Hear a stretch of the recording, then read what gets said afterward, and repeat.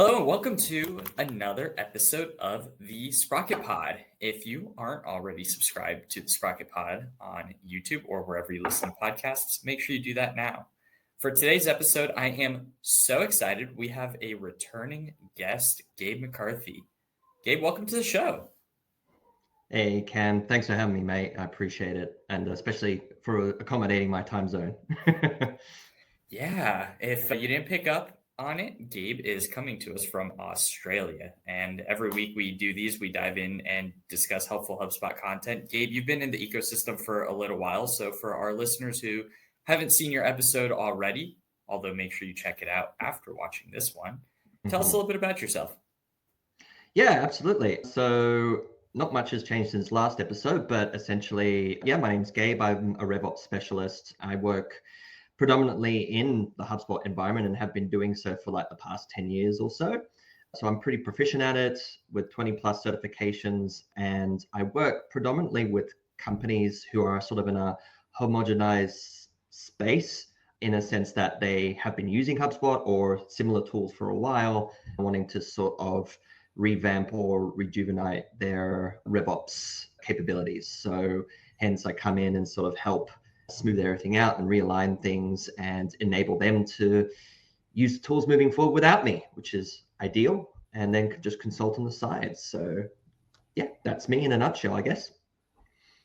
Now, being in the space for as long as you have, you've seen HubSpot change quite a bit. And it's no surprise that, at least as we're recording this now, there were some massive updates that came out around inbound, around AI, and of course, HubSpot's continued adoption to that. But for those who aren't super familiar, using AI and agents is a massive world. And that's what we're going to be diving into today. So, Gabe, I want to give you the floor to open up with really just what are some of the ways that people can dive in learning how to use agents and employing them with HubSpot? Yeah, that's a good question. I mean, honestly, and I think it's the most obvious answer I think most people give is just start using the tools, any of them that you see available. In most cases, especially in HubSpot's case, most of them are free to use, or in a state where they might be included with your current subscription. If it exists there, I suggest going ahead and just playing with it and noting just how not scary the tools actually are, like how simplified they are, especially from a HubSpot point of view. I've been playing around with tools in the AI agent sphere outside of HubSpot. And I must tell you, the HubSpot option is like, super, like user friendly, the most adaptable AI you could have in the market. Like things that exist elsewhere outside of HubSpot are way more, complicated in configuration. I've been playing around with Snowflake, with OpenAI. All those tools don't come close to how simplified HubSpot have made it, which in some respects, there is a little bit of a downside to that where it is a bit too simplified that you can't do a ton. But there are a lot of AI and specifically AI agent tools available now in HubSpot that do a ton of things, which is interesting. You brought up inbound, Cam. I wanted to mention that actually on the call. It's like, if we're talking about all the recent releases and stuff, or releases still to come around agents, you've got things like the customer agent or customer service agent, the data agent, FAQs agent, which is very specific, and the developer agents. And I find it interesting that they're so specific, or in some cases so broad. It's interesting how they've, I think, determined that. I'm not sure how they have. I'm pretty sure it's more a marketing thing. So, ones that are broader for the masses versus the more practical things, maybe they're for the admins. But like, I don't know, it's interesting to think about like where people's mindset is where AI agents are concerned and what's really driving that. Do you think it's kind of like the individual usage, the feedback, or is it like the marketplace, or is it like a combination of all those things? What do you think? So I'm actually going to pause on this and take us back a few steps because I was talking to somebody and I feel like sometimes I live in just my own bubble here. But we were talking about LLMs, AI, some of the releases at Inbound, but they didn't get to attend. And so they didn't see everything that had come out. Well, with 200 plus product updates, that's not entirely a surprise. But they were asking me, well, what are agents? And it realized made me realize not everybody even knows what an agent is, especially in the context of HubSpot. So I know you mentioned the service agent, the data agent, the FAQ agent, the developer agents being some of the new agents released, but what are agents and how does that differ from just going into ChatGPT and talking to an AI model about whatever questions you might have? Yeah, that's a good point, Cam. Thanks for bringing that back. I sometimes forget that, I probably am the same as you. I live in that bubble of not realizing. Some people don't know fully what the scope of an agent is defined as. I guess to put it plainly, you've got AI, the most commonly used one and understood one is ChatGPT, right? It's a prompt-based interface. You ask it questions, it comes back with, outputs that are either good or bad or whatever. An agent is basically a pre-programmed AI that can sit adjacent to your workspace in some capacity that can do a set of tasks for you pending how you have configured it. So hence, like those ones I mentioned before, the customer service agent that might sit with your customer service tools and offer prompts to you throughout the day or do actions for you based upon how you've configured it to support your customer service needs. Similar for like a marketing specific agent or a sales agent. They do a lot of those similar things. The big difference between a prompt-based AI tool and an agent one is an agent one is more independent. It's more, autonomous in, a limited sense. It's not completely, going to run your whole day for you. The way you can configure agents now is sort of limited in what it can achieve, although there are talks about how that agents are training other agents, but we'll get to that later. But yes, I hope that covers enough about what an agent is in the AI tool space. Does that feel like it covers all the bases? It does, because we're recording this September 2025, so we'll see how this ages a year from now. You said that it's not going to run your entire day for you. That may change. But the gist of using agents, what I'm hearing is they are literally programs, AI programs, but they're programs that can run your computer for you and do tasks for you, essentially. So if we consider, and I'm actually not very versed in all of the HubSpot specific ones, but if we consider some of the examples we've seen in the ecosystem, they can go out to LinkedIn, scrape LinkedIn, pull them, put them into HubSpot, craft an email, and then send out an email blast. And the agent does all those steps for you. You might need to approve a few steps along the way, but it will go through and do the steps mostly for you. Correct? Yeah, essentially that's correct. So in the context of what HubSpot's built, I've seen they have prospecting agents. They have quite a few. What are some of the more day-to-day or practical cases that you've seen with actually applying agents and the concept of letting these programs do things for you? What are things that you've seen or heard or built that can actually be done in HubSpot? Yeah, it's a good question. I don't think all of that practical. I don't think all are really that necessary for most businesses. I doubt there is a business out there that could utilize every agent that, say, HubSpot could afford you. But some of the most useful ones, I think, are those more broader ones that allow for more of a customer-centric support system versus being an internal one. Like there's ones that exist that'll help you code, for example. Those are great for if you're building things internally. It's not really applicable in most circumstances to a customer. So I don't see the value necessarily going back to the customer, and I'm always about giving value back to the customer, however you're framing things. That's just RevOps, right?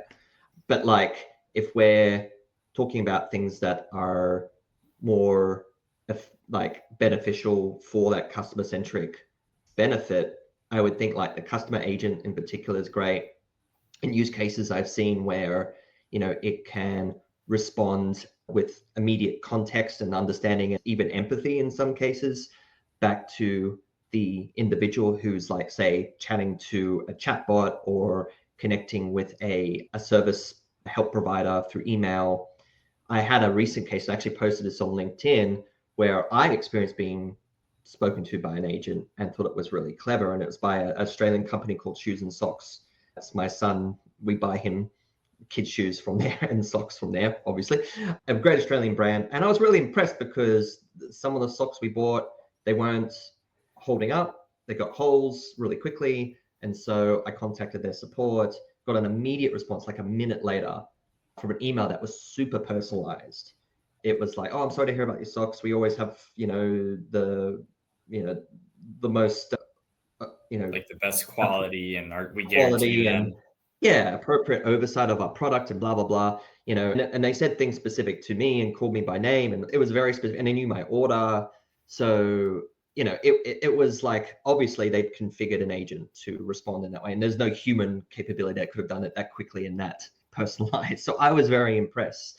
And that's, I think, a perfect use case of how you could utilize an agent in a day-to-day. It reduces the amount of time individuals are responding, frees up their time to appropriately address those use cases, doesn't leave the customer hanging for a response, feels like they're being heard. So the customer side, I think agents are in particular probably some of the most useful agents to utilize, next to, I would say, probably sales.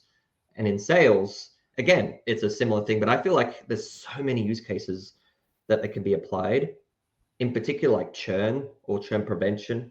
So if like customers are on, say, a SaaS-based platform subscription, and they're likely, or you have key indicators that is going to note that they're likely to stop their subscription at the end of the month, then you as a business can pick up on that through an agent and have a nurture be sent out by an agent, like the prospecting agent, like you talked about before in HubSpot, can be utilized just for that and respond to them in a series of nurture emails or text messages or whatever, saying like, hey, I see you're not using the platform recently, have, based upon what you talked about us before, these things might interest you about the platform, picks up all the history, behavioral data and insights from the CRM and gives a very contextual, personalized response back to that individual, so they're less likely to churn as a result. And already like some key figures are coming out, like they did at Inbound, saying that those things are preventing churn or preventing customer loss in some way.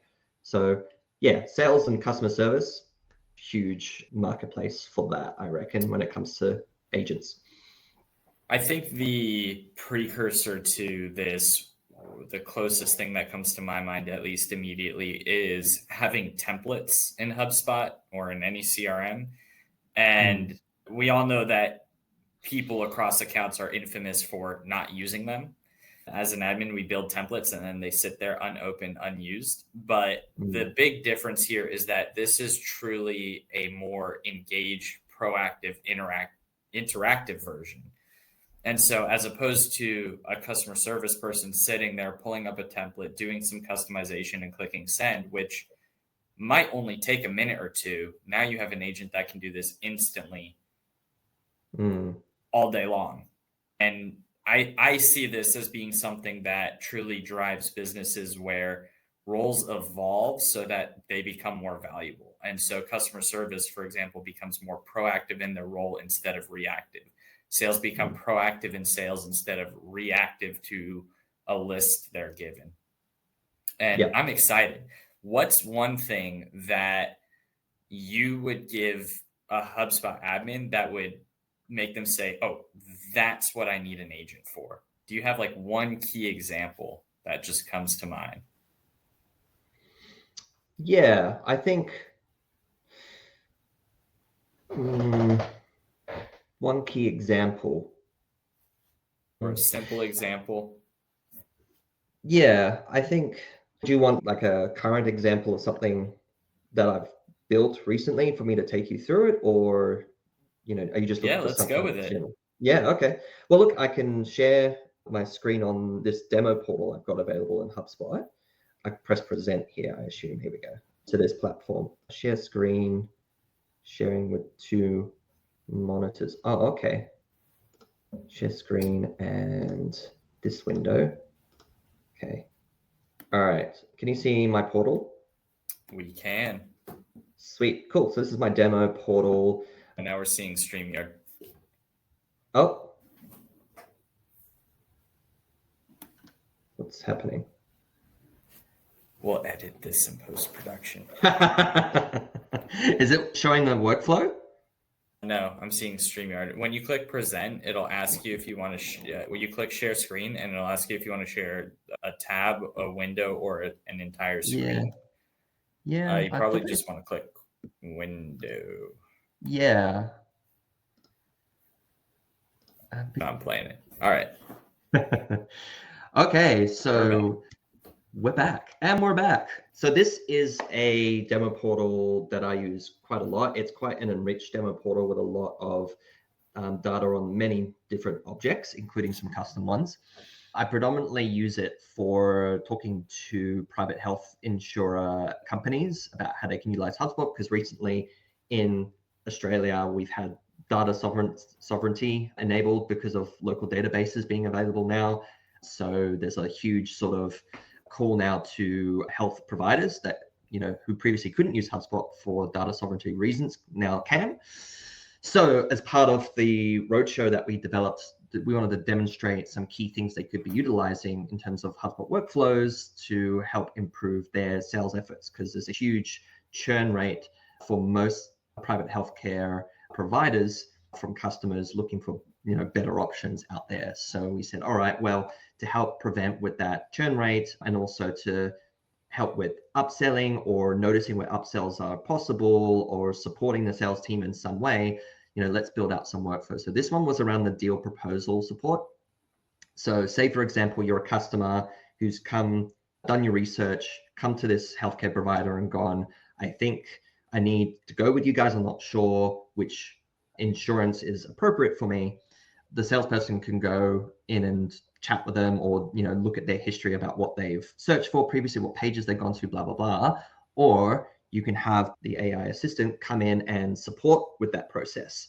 So when the salesperson goes to deliver on the proposed solution or the proposed product or service for this individual, they can get super specific and know why it's appropriate for them. So what I did was I built this OpenAI assistant externally to HubSpot. I'm having trouble opening the OpenAI itself, so I can't show you that necessarily, but it's basically a native connection to HubSpot, where it's just a simple connect the app, you're done, and then you can utilize the app within workflows. The actual assistant is built out in OpenAI, but all it really is built with, and it's super simple, is like a bunch of uploaded PDFs that are all the different insurance policies that this company has available, this fake company has available. So they have like a gold, a silver package, and it details all the things specifically about what it covers. And it's kind of cool. And then you just basically let it know, like when you are prompting or when you're being prompted about these packages, these are the PDFs that you draw from, and then you relate it back to the context of the person that you're speaking to. So the prompt is when they come through in this workflow. So say, for example, the deal description has been updated. Say deal is known. That triggers in the deal then for the AI agent to go, oh, okay, cool. The deal is now known and the description is known. I'm going to pull out from that description plus any of the historical information on this individual in the CRM. And then I'm going to basically write up a appropriate kind of proposal based upon this prompt that exists in HubSpot as well. So it's feeding off the prompt in HubSpot to make sure that the message is appropriated for the individual. And you have to be very specific in HubSpot in putting this prompt in, like I have here, super specific. I've gone through where it's been like maybe just about this much, it came down to about this much by the end of it and may increase even more because there's very specific things it's going to ask you, like an input out if you're not specific enough. So it might not format something correctly. It may not put things in the right way, or might use italics or bold things. It's like, I don't want any of that. I just want it to be done this way. So you have to be super specific about what the output is in terms of how it's structured, as well as what's included. What's included is like pulling from property values within the deal and or any other record from the individual. In this case, it's the deal description, the amount, the deal name, days to close, meaning that where the policy is at, or at the price it's at is available, the expected close date, their member number, and there's other prompts and stuff in other workflows and include a bunch of other information as well. But essentially, it's basically asking the AI assistant, based upon this prompt, to generate a proposal based upon all this collated information and what the AI agent could provide in terms of all the policy information, creates a task for the individual deal owner and gives them all those details within said task to follow up that they can just copy paste. And also, it's not just a proposal Like, it's not like here's an email and I've written and it's super specific, but it's also like steps as well that it gives. So it's like step 1, send this email proposal out with the attached documentation we've recommended. Step 2, follow up with a call. This is what you should mention in the call, gives you all the call prompts. Step 3, if no response as well, like that, you can also follow up with a text message and here's the prompt for that. So to show you what that looks like, if I go to the sales workspace and look at some of the tasks here, hopefully I'll remember which one it is. You can pull up one, maybe this one. Yeah, this is one. So yeah, this is the last contact notes of this individual. So this is a prompt associated from this churn prevention one of someone who's potentially looking to move on from their policy, but you're recommending a different policy to them based upon the context you know of them. So the objective to engage it. This is telling the sales agent here, this is a potential churn customer. Here's how you engage with them.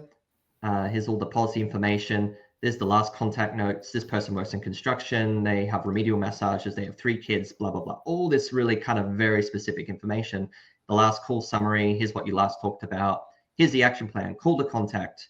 Do all these steps. Mention all these key points. Here's the call script. Here's the text message to follow up. Here's how you can draft it. Here's the draft email that you can do after that. Next steps, monitor, do all these things.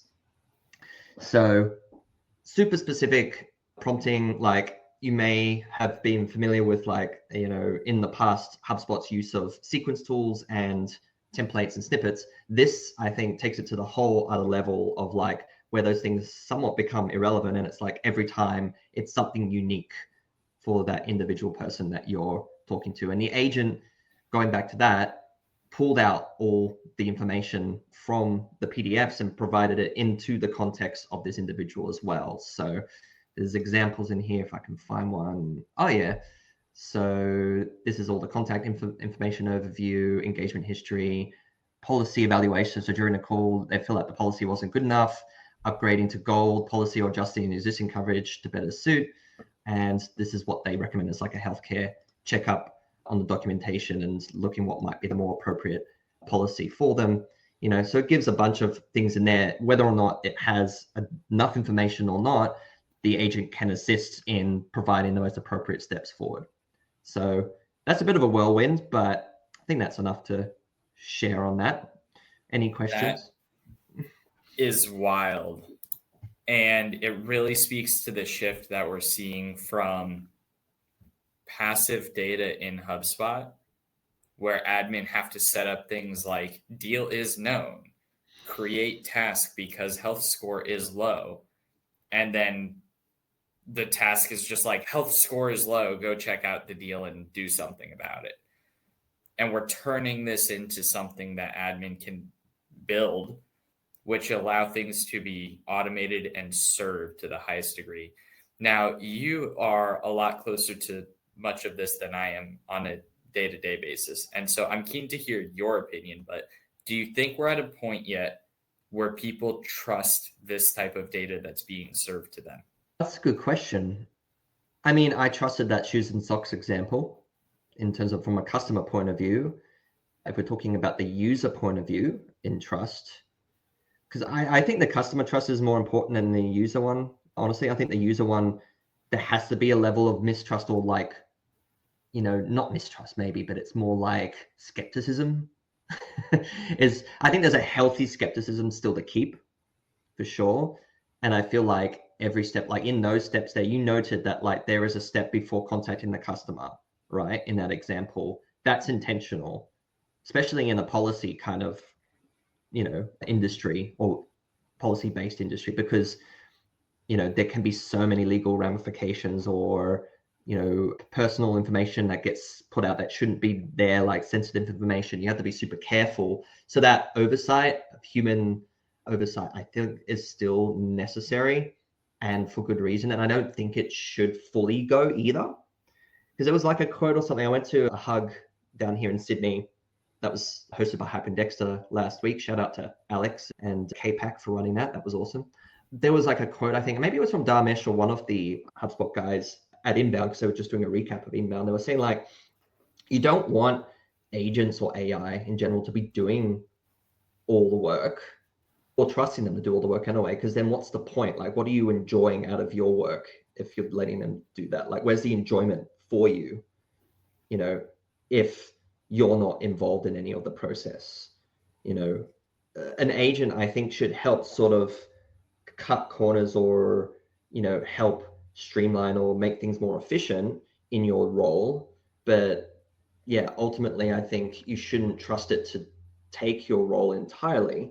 And it goes back to the bigger picture of AI taking over jobs, blah, blah, blah. But like, all that aside, in the smaller sense, yeah, I think there's got to still be a healthy skepticism and a built-in mistrust of the content and a way, so that when it's presented back to your customer who ultimately keeps you in the job, that is still, representative of what you would say versus what the agent would say, or what the agent think it would say, if that makes sense. Yeah, well, and you brought up something that really I have believed since the beginning of where we've seen agents coming into the world, really, as AI has become more prevalent over the past few years. And I think that AI is so great, especially at helping with the low-hanging fruit of things. So generating the description of the workflow, which is something that I think most admin used to never do. And now you can click a button and get a decent description instantly. Building list criteria or workflow triggers, or even not very complex workflows, but you can build a decent workflow now by giving a decent prompt.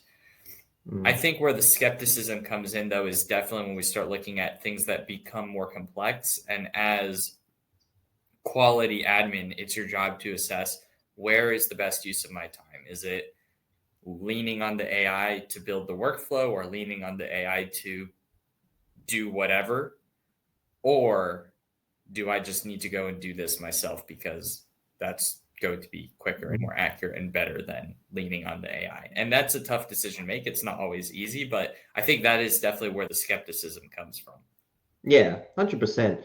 And yeah, I really do think about that a lot in terms of how it affects the role, not just like in a efficiency sense or day to day, but it's also like in a mental state as well. Like, I think that's one thing we don't talk about enough, is that, I think erodes at you a little bit, in a sense. Maybe it takes away your faith in your own ability, or, makes you complacent in your day to day, which it shouldn't. I've had to draw back on my thinking sometimes and go, wait, am I relying too much on this? Should I be putting more of my own input in it? Am I putting enough of my own input in it? Is my effort spent correctly, or is it like too leaning on AI in one place where it could be more of me? That whole mental state, where it can like bring you to, is this sort of like existentialism a little bit, which, in a corporate environment, like maybe isn't as widely talked about, but I think it should, because that's ultimately where you end up, right? Like, whether you're still in the job or not, the existentialism of what AI and agents are doing to your day-to-day, puts you in a place of rethinking and recalibrating your perspective on things. Does that make sense? It does. And being as close as we are to this space, we've had varied opinions here on the show, but I'm curious to hear your thought on being able to be a successful admin without immersing yourself in AI. Is studying up and leveraging agents and digging into all of this subject matter, is it something that admin can ignore? Or is that going to become a legitimate detriment to job security if you don't understand it and learn it very quickly? Yeah, great question. Look, it's whatever goes with the tide, is what I say. Like, whatever's bringing in the biggest waves, those are the waves that generally you have to, fall into, regardless whether you want to or not. I mean, it was like when we used to just build websites and not really worry about how they performed for the individual, and then UX became a huge thing, and then SEO became a huge thing. Like, it was the technology leading on that. It's the same with AI that's doing that. So I don't think, to answer your question, you can ignore it as a super admin. In HubSpot especially, it exists. The way that you advise others to use it as well, that's a huge skill that I'm still learning too, because everyone has different opinions on AI, as well as like different roles that can be suited for different tools. Some aren't, some are, and some are more willing than others, and then it's a complex minefield to navigate. But I don't think you can fully ignore it. Where agents come in, I think the efficiency in your day-to-day is what's going to be the most improving to support, your efforts to roll out more, especially like all the, like you were saying, like building out workflows or whatever it is that takes time, if you're doing the hands-on stuff, whatever that can help, increase that efficiency is where I think a lot of admins need to really spend their time narrowing in on their skill set. But where, as an admin, you're strategically planning something and whatnot, AI usage should be only really to, I think, layer on what you already are inputting. So not to replace, like you shouldn't ask a AI platform, give me the top 10 things I should say in this, workshop that I'm going to be mapping out a buyer journey of, and based upon all these documentations from previous meetings, give me all the answers and stuff like that. Like, I think that side, if you're going down that route too much, you kind of lose sense of self and skills and stuff that are really still so valuable to the space, to even for AI to leverage in the future to to be any useful. Is that whole like eating the snake kind of metaphor, like the snake eating its tail, metaphor. So you have to keep on it and still input your originality, I think, when it comes to the strategy and the humanistic aspect to the strategy that you build. But where efficiency sake is, can't ignore tools to improve efficiency, and AI agents, I think, especially if you set them up in the background for various things for you as an admin want to achieve, or for your customers to achieve day to day, that already is replacing, a few 2, 3, 4, 5% of your workload, depending on what it's doing. So, yeah. Now, as far as I know, like we've talked about agents that can do things for sales, for success. You have the prospecting agent that will go out and surface leads and such. You have, You have workflows similar to the one that you built, where it will go out and take a prompt and do whatever we need it to do, right? So these are end user agent examples. As far as I know, though, there isn't really anything that's built for the admin, nothing that's going to build workflows for you or clean up your portal and set something up to deduplicate records, right? As I could be wrong, but does anything come to mind that you know of that's widespread? Maybe not widespread, but I think there's definitely tools. Agent-wise, you're probably right in a general sense, because I don't think there is any sort of fixed support for super admins. It's interesting that, because like HubSpot rolled a lot out for their customers and the customers' end users and customers, like there's stuff that exists there very prominently, but things to support those who actually implement those solutions for our customers, like for their customers. There's nothing that's really that fixed. I have been using tools like Claude with the MCP connector, the ChatGPT connector, the HubSpot and stuff for various things in supporting my efforts. Like, for example, there was a need to basically look through a customer's entire CRM at all their data properties for all their objects and ascertain the enrichment of each of those properties without having to go individually, because it was like 50 properties or something, which is not a lot, but like, hey, if you can use AI and an agent support to tell you what the enrichment status is of all those properties, then great. That helps take out an hour of your day, maybe, or maybe more. So, I did that, got a response back in the prompt saying, out of these 50 properties, here are the top enriched ones. These ones across the board are 50% enriched, 90%, whatever. So that was helpful for the exercise I was doing with the client to determine, how we utilize those properties and the data that sits within them. But that doesn't sit as like a native tool, or there is no agent that really specifically does that. As I know of now, I might be wrong, but yeah, it would be interesting to explore, and I probably should explore more just agents that can work in the background for me rather than relying on a platform like Claude or ChatGPT to prompt it every time for things like that. Well, so this is, I think, a good segue into the next burning question in my mind. What are some simple ways that people can get started with agents?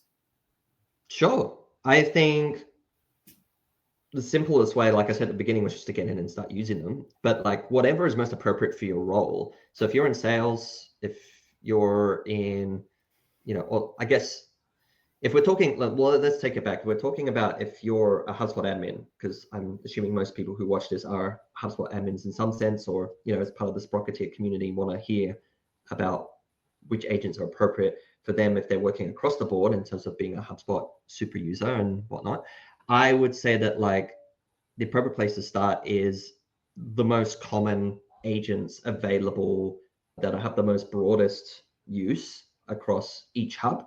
So Service Hub, marketing and sales. Do I say that? Sales, service, and marketing.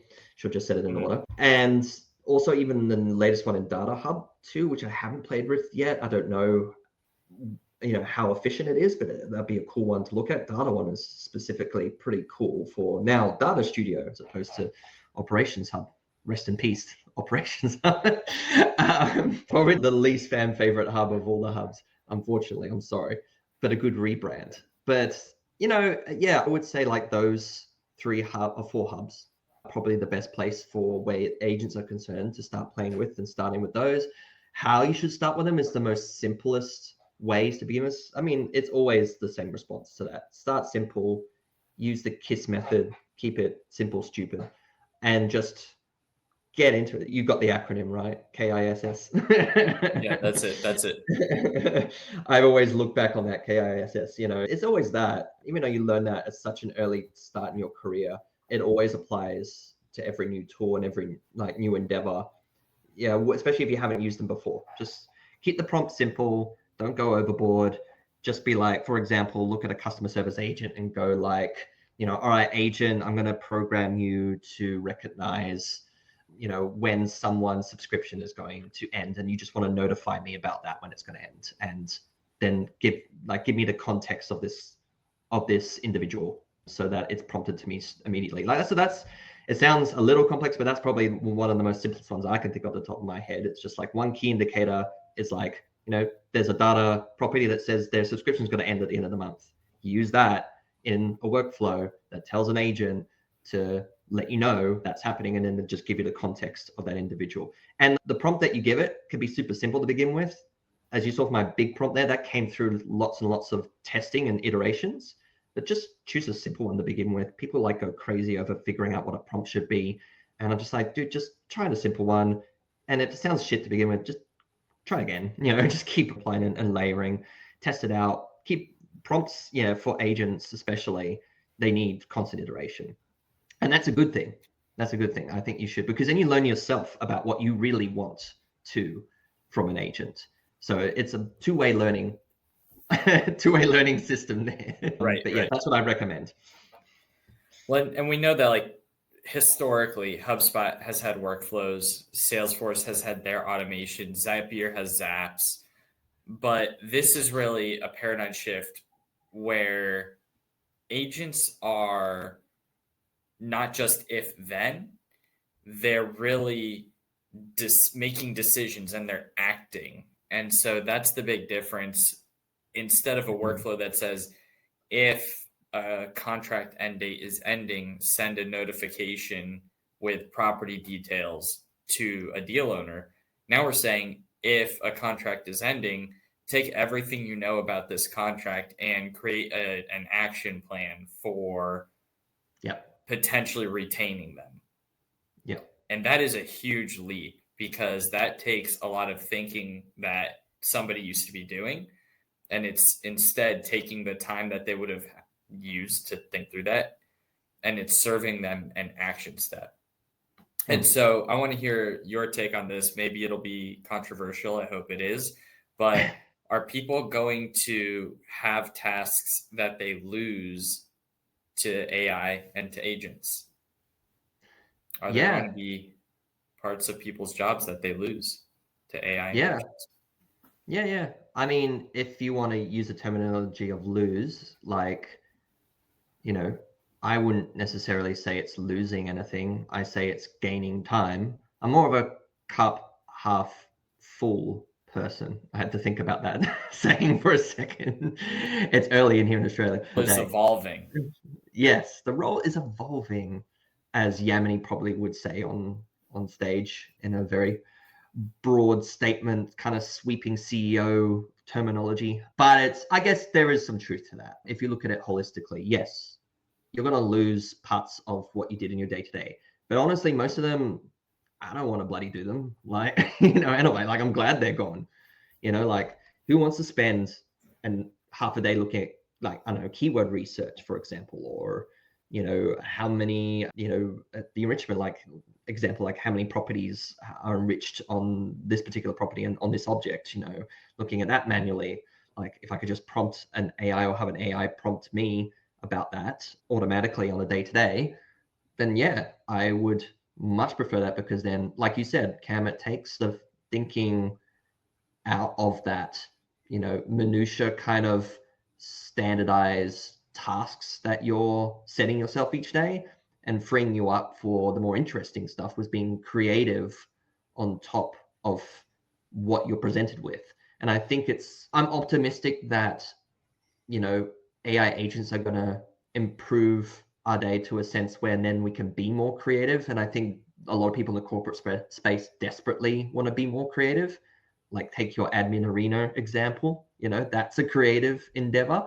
It's taking something, that, existed in a corporate sense, and like creates a fun environment. It creates a fun product, and something that people can enjoy. And that's all freed up and given to you as a time to spend on that, and maybe in the future when you do season 2, I'm just plugging your show at this point, but admin arena, get on it. But like, it is that kind of stuff that you want to be doing more. You'd rather be doing admin arena than, all the scut work that you have to do on an account every single day. So if in the future, and a year from now, an agent is freeing you up so that you're able to dedicate more time to that creative endeavor, then isn't that a win? And especially if it's not compromising, your work output, or how people perceive your work, or even like your salary, then great. Where's the downside? The downside, unfortunately, is where the glass half empty people kind of think, oh, it's taking away my job entirely. It's like, I don't see it as that. I kind of see it as the evolving, as you put it, of a job. Right. And we've seen the rise of the agentic CRM. They exist. They have their fanboys and fangirls. But I think it's worth addressing the fact that if you have a very small, simple company, having a prompt that can then do a decent amount of data structurization might be helpful. If we look at HubSpot moving up market, and especially as we look at mid-sized companies that grow and enterprise companies that start using HubSpot, the use cases become so complex that if we get to a point where an agent can build every workflow you might ever want based on a prompt, I live for that day, but we are not there yet. No. And so, as you mentioned earlier, I think that there is a need for a healthy sense of skepticism. We should lean on and utilize agents, but we shouldn't do it blindly. And so my question for you is, what do we need to do to get to a point and a place where admin trust agents?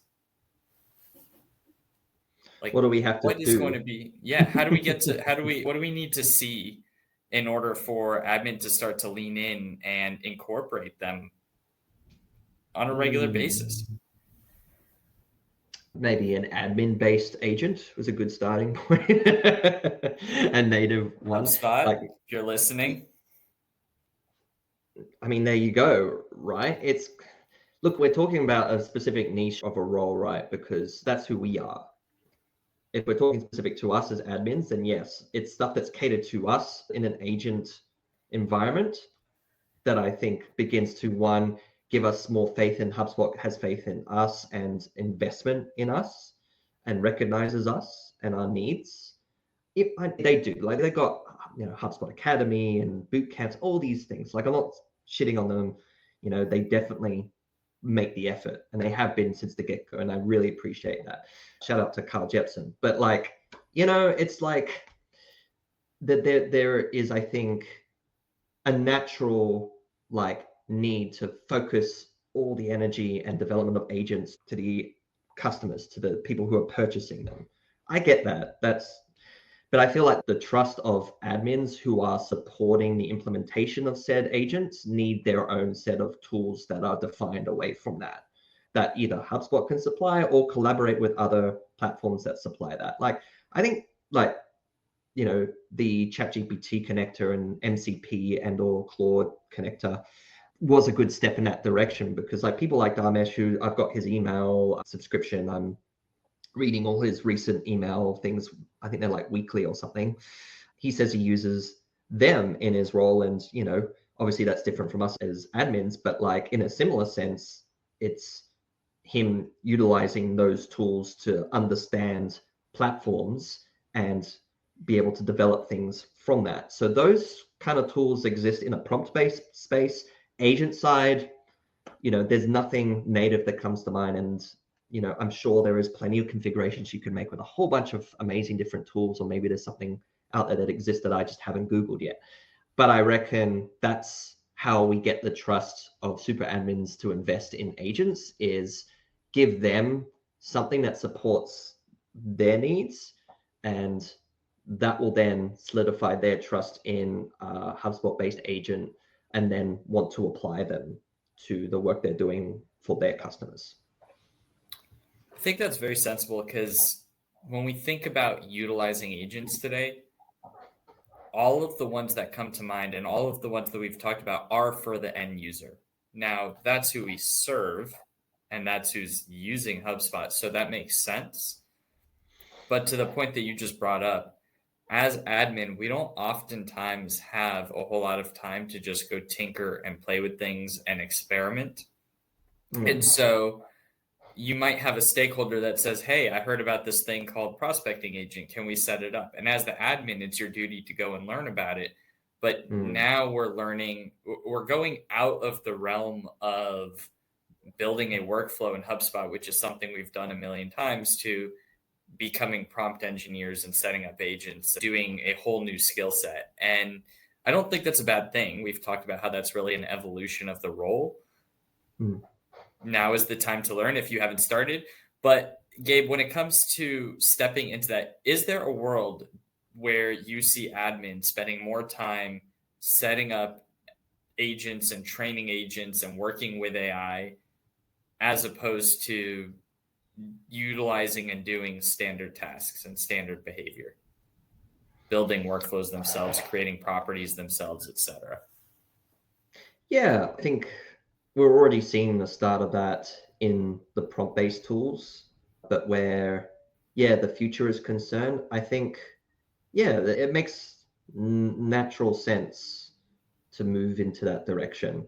And I would agree that even if HubSpot doesn't provide it, we'll provide it in some way to have an agent that does all that, like you said, building out workflows or properties, or, connecting, disassociated properties, non-enriched properties or whatever, those kinds of things, where an agent can pick that up and do that without, too much prompting or none at all. maybe it's the click of a button where you close a deal and, in your own admin portal, and then an agent says, oh, cool, that's my trigger to, based upon what I can read the deal was about, maybe the product line is like, it's a HubSpot audit. I'm going to go and jump into that respective HubSpot admin portal and give you that audit straight off the bat. Like maybe that's, a first stepping stone, which actually doesn't sound that impossible. I could probably set that up, but just thinking about it, I've just given myself an idea. But like that kind of stuff, yeah, that will definitely be like the next natural evolution for admins, I reckon. Something that is, taking out steps that, you could have an agent just supplying through if they're just standardized steps. And then I think layering on top of that in a more personal sense, more specific or niche sense is where agents need to go. Because we have to keep in mind, like the agent can only do so much as it's supplied to in terms of the logic, the information, the prompt, and etc. that it's given. Where there's always going to be unique circumstances is like, you sell something where it's an audit, plus it's like, I'm going to, do something like build some specific workflows for this client that I've just landed and do that for them. Right. That's an example of like how you would configure. In that example, I gave an agent, instruction to do that for you as like an initial point. Like, yeah, that's complex as hell. So, and we're a bit far off from that, but I don't think too far off. It's getting there. But yeah, that's how I feel. It's naturally going to come at some point. Somebody on LinkedIn's going to post something and everyone's going to jump on it, I reckon. My money's on like, who would be someone cool? Like, maybe like Christine Romero. Yeah. Or Shadab, maybe, with his Dragon Ball Z gifts, like doing a Kamehameha, and it's like, look what an agent can do. We're not far off. And I've had conversations with the product development team at HubSpot and can't talk too much about stuff that hasn't been released, but I know that they've asked me, in a perfect world, when it comes to RevOps, how would you go about having HubSpot serve you the data that you need? And although that there's a lot to be desired in terms of automating us as admin and RevOps strategists and having certain data points served to us, we have seen strides over the past even 3 months, 6 months, 12 months. And we even had a company and a guest on the show featuring Maester, where we specifically had talked about it would be so great to be able to just ask, I want to know more about this customer journey, and then have it serve you all that data. And they built an agent and a whole program that does that.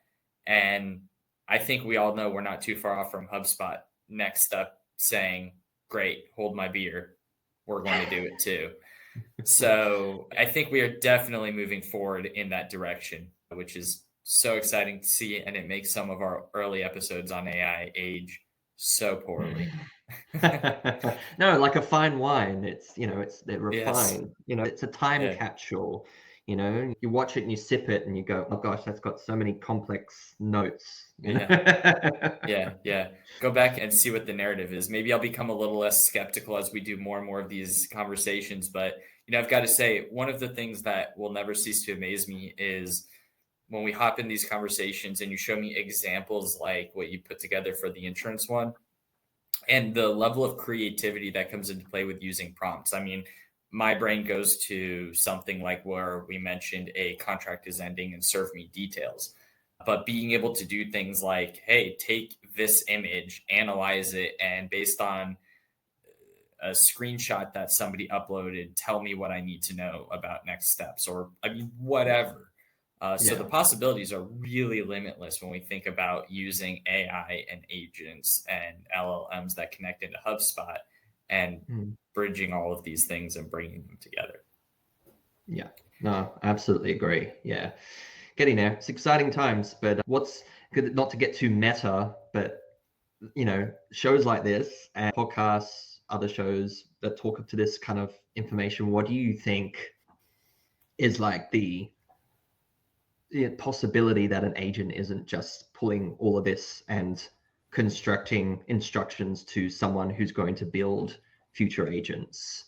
based upon conversations like this, think not to get too meta about it, but like it's probably quite I think possible, it's don't you going think? that way. Yeah, definitely 2 years ago on this show, I would have said, no way, there's no way we could do it. No, but I think we're there. We're at a point now where agents can be fed videos and then do things. Use your imagination, because I clearly don't have one, but it can do all kinds of stuff based on analyze this video, go do something, right?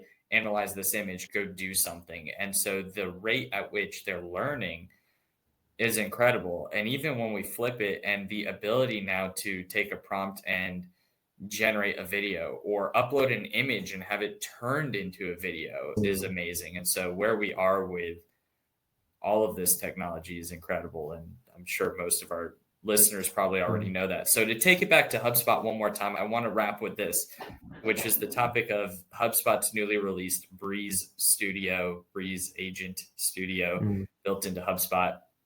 They have templates for preset agents. Gabe, have you played with those at all? A little bit. Yeah. I'll admit, like, it's still early days, so I've not had the time as much as I'd like to, but it's cool. Any wow moments, or so far do you see this really as a precursor for leading into the type of stuff that you're doing using ChatGPT and OpenAI and connecting those to HubSpot? Yeah. I think it goes back to one of my earlier points about the studio itself for AI agents, I think is very commercialized. So it feels like it's more a marketing thing for like the end users or the customers we deal with. So I don't feel like it's that exciting from an admin point of view, because the structure and limitations of all of them, like I said, some are very niche or some are a bit broader, still presents certain limitations that aren't as exciting as, say, that example I gave with OpenAI and whatnot, because that can really go in many different directions for many different outputs, for many different departments. Whereas these ones are all sort of niche to different departments or different certain structures. Like the FAQs one is super specific. It's like, cool. Like I get why they're doing it, because of like AI SEO or AEO. I'm still getting used to saying that acronym. That's why they're doing it. Like, I get it. But, it's definitely the beginnings of something exciting. But like I said, for admins and such, like, I don't think anyone who sort of deals in HubSpot day-to-day is going to have any trouble picking up one by one those agents and getting quite used to and understanding where to recommend them into certain strategies that you're building out, especially in a RevOps sense for clients. But the easiest thing to do is just get into them and try them out. And, I have to do the same. But yeah, it's exciting as a starting point, but I think like to your point, Cam, we still got a bit to go, but we are getting there. And I think quicker than ever before. Like, it's incredible to think like 2 years ago we had, what was that one, ChatSpot that Dharmesh just came out with 2 or 3 years ago, something like that. And everyone was like, whoa. And now it's like, why did we have that? That was not a good idea. Like, it should have been native to HubSpot the whole time. Like, everybody was calling for that for like a year until last inbound or email before, I can't remember which, they were like, oh yeah, now it's in HubSpot. Sorry. Yeah. That was one of our earliest episodes. We did ChatSpot versus, and we asked ChatGPT some prompts, and then we asked Hub Helper Harry built in ChatGPT. So, comparing ChatSpot to ChatGPT, it was night and day. And here we are, fast forward. I remember Dharmesh said, hey, I bought a domain for Agent AI, thinking about doing something cool. And little did we know, fast forward, that he built an empire around this whole concept of agentic connections and such. And I mean, it's just been incredible. Again, I think that, Gabe, you and I are, generally speaking, in this inner circle bubble. You think about how close we are to Dharmesh, how much we see and hear when it comes to AI and agents and being able to play with it inside of HubSpot, especially. So for those who are not yet dabbling with it, we already gave advice about starting simple, maybe making something that's a very basic connection. But what are some of the resources? I want to give you the last word. What are some of the resources or advice points and tips that you would give to somebody that really just wants to jump in and get started today? Yeah, resources. I mean, if you haven't already, and I assume most people listening to this have used HubSpot a bit before, definitely get onto some of the, tool specific certifications in HubSpot Academy. Like those are the most valuable foundational resources I can think of at a very base level. If we're talking agent specific, I would look at resources of people like on LinkedIn and stuff in the Sprocketeer community, especially, who have been posting stuff, and just look at their examples of things. You can keyword search it in LinkedIn and find them, or go to the Sprocketeer Slack channel and search for them. There's a lot of great examples people are putting out there all the time.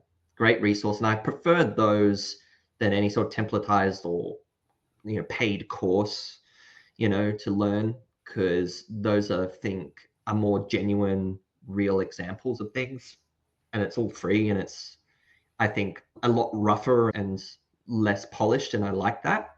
The less polished content I prefer, just because you see all the mistakes and you can go, oh, I could have done it better in this way, and so you're kind of teaching yourself as you're learning. I love that kind of stuff.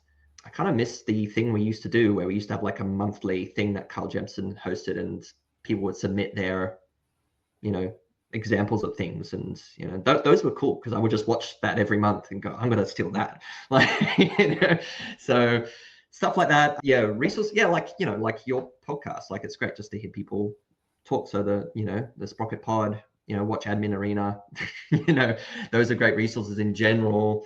But yeah, follow people like Cam, myself, Dharmesh as an obvious example. But I think more smaller creators are better in the sense of getting those little niche, interesting things. So like Christine and Shadab, other people I can't think of right now. Kyle, great example. So yeah, HubSpot tips and tricks, super sweet. I learned a lot of stuff from there. Always have if you're in a HubSpot admin portal for your own company or whatnot, always have like the latest product update notifications enabled, so you get the weekly download of the top things, and even just go through those product updates each week. And I like to just kind of go to filter into that. Like I go to like all updates, go to like the beta ones, because I find those the most interesting. I go to the beta specific ones, and then I filter by like the most impactful versus least, and I go to the most impactful ones and start from there on the top down. In most cases it's the most impactful ones. I think that's what they call it. The ones that will have the biggest impact on the portal are the most interesting kind of updates. So keep on top of those updates, that method, because otherwise you just, you lose your mind trying to keep up with what HubSpot's putting out each week. But yeah, those are probably my top recommendations, other than just like using other AI platforms to give you support. So especially where connectors are involved with like ChatGPT and Claude. I love Claude more than ChatGPT, just because it's more personalized, succinct, and I don't know, it just does it better. I don't know why. It does it for me. So it's my preference. Anyway, that's me. And especially we all remember that period where ChatGPT was being less friendly and people were not very happy.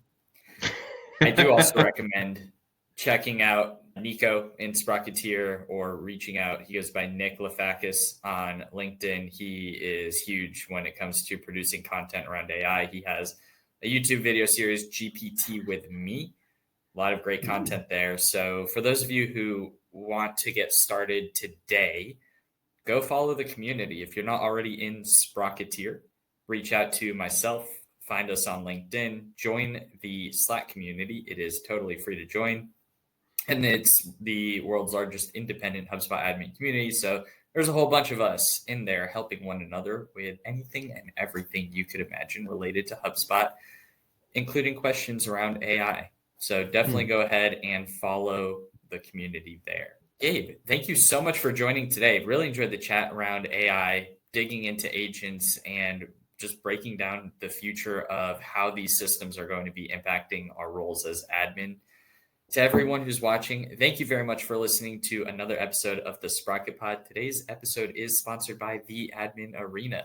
That's right. I created a game show built into HubSpot. So if you haven't watched it already, go check it out. We turned it into a reality TV, competitions, prize money, everything you can imagine built into HubSpot.